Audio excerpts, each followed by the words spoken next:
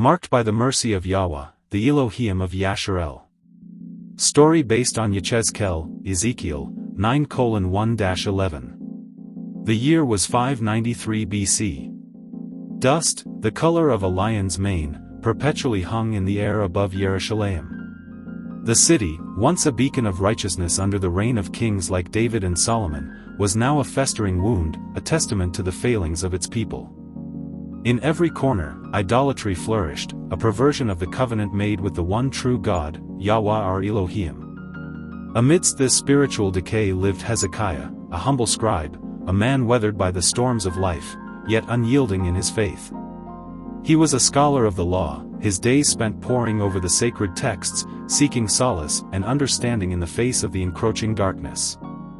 Hezekiah was not a man of great stature or influence, but he possessed a heart that ached for the lost glory of Yashar'el. Every day, Hezekiah witnessed the abominations that plagued Jerusalem. He saw the golden idols erected in secret groves, the pagan altars defiling the rooftops, the lewd festivals dedicated to foreign gods. His heart grew heavy with each passing day, a burden of grief that threatened to crush his ruach. He wept for his people, for their blindness, for their rebellion against Yahuah our Elohiym who had delivered them from Egypt. One sweltering afternoon, as Hezekiah sat in his small, sparsely furnished room, transcribing lamentations, a vision began to form in his mind. It started as a flicker, a whisper in the chambers of his soul, then grew in intensity until it filled his entire being.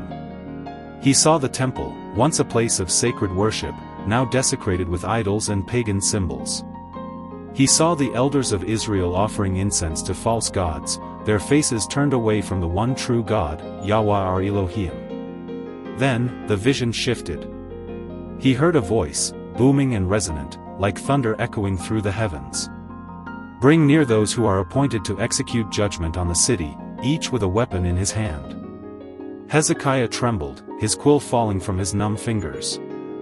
He saw 6 figures emerge from the northern gate, each wielding a weapon of terrible design. Their faces were hidden in shadow, their purpose clear: destruction. With them was another man, different from the others. He was clothed in linen, pure and white, and carried a writing kit at his side. The glory of the Elohiym of Yashar'el, Yahuah, a radiant light that Hezekiah had only read about in the ancient texts, moved from its place above the cherubim to the threshold of the temple.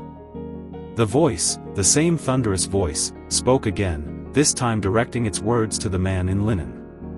"Go throughout the city of Jerusalem and put a mark on the foreheads of those who grieve and lament over all the detestable things that are done in it." Hezekiah understood. This was a decree of divine judgment, a separation of the righteous from the wicked. He fell to his knees, tears streaming down his face, a mixture of fear and hope churning within him. As the man in linen began his grim task, the 6 figures with weapons stood poised, waiting for the signal to unleash their fury. Hezekiah watched, paralyzed by the unfolding events, as the man in linen moved through the city. He saw him approach a group of women weeping openly in the streets, their faces etched with sorrow for the sins of their people. The man touched their foreheads with a swift stroke, leaving an invisible mark. He saw him approach an elderly man, his beard streaked with gray, who was loudly lamenting the idolatry that had consumed Jerusalem. The man in linen marked him too. Hezekiah watched, his heart pounding, praying that he would be found worthy, that he would be counted among those who grieved for the sins of Jerusalem. Finally, the man in linen approached Hezekiah's small dwelling.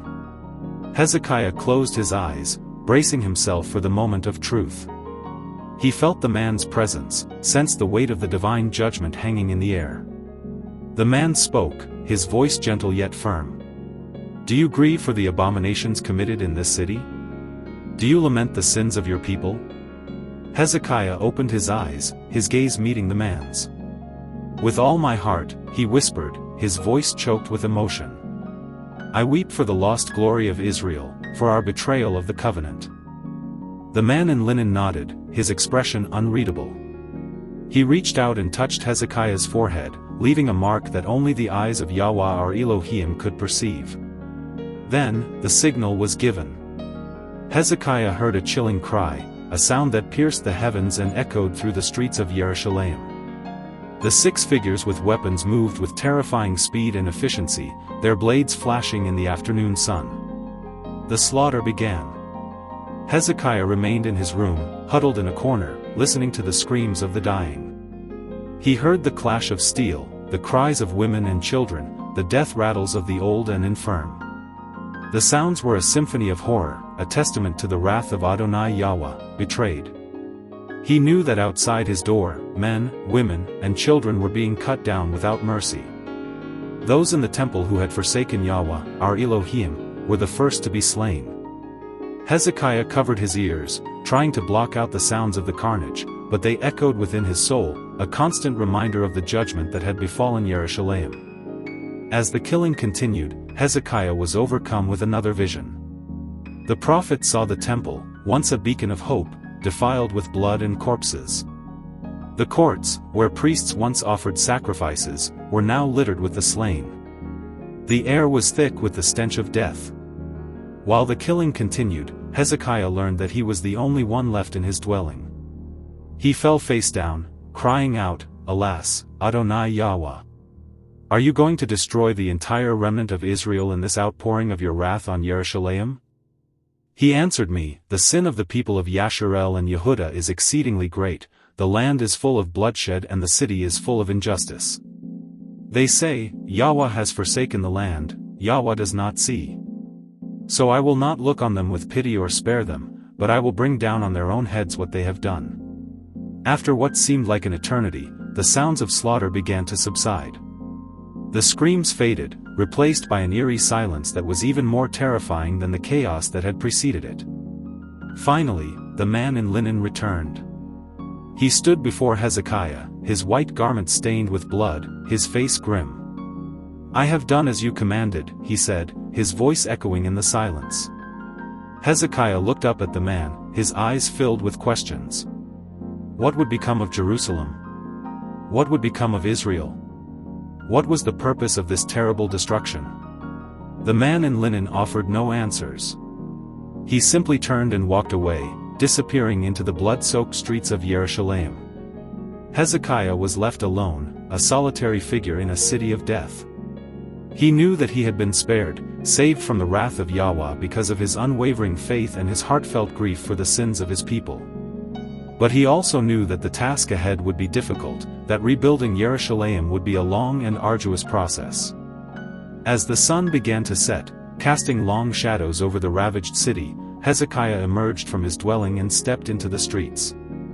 He saw the bodies of the slain, the ruined buildings, and the devastation that had been wrought. He knew that the judgment had been severe, but he also knew that it was just. Hezekiah stood in the midst of the carnage, his heart heavy with grief, but his ruach unbroken. He knew that the future of Yashar'el rested on the shoulders of those who remained, those who had been spared by the grace of Yahuah. He looked up at the heavens, his eyes filled with tears, and made a vow. He vowed to dedicate his life to rebuilding Yerushalayim, to restoring the temple, to bringing his people back to the one true God, Yahuah. He knew that the task would be daunting, but he also knew that with Yahuah's help, all things were possible. As the darkness descended upon Yerushalayim, Hezekiah began his long and arduous journey, a journey of faith, of repentance, and of hope. He knew that the road ahead would be filled with challenges, but he was determined to persevere, to be a beacon of light in the darkness, to lead his people back to the path of righteousness. For he knew that the future of Israel depended on it.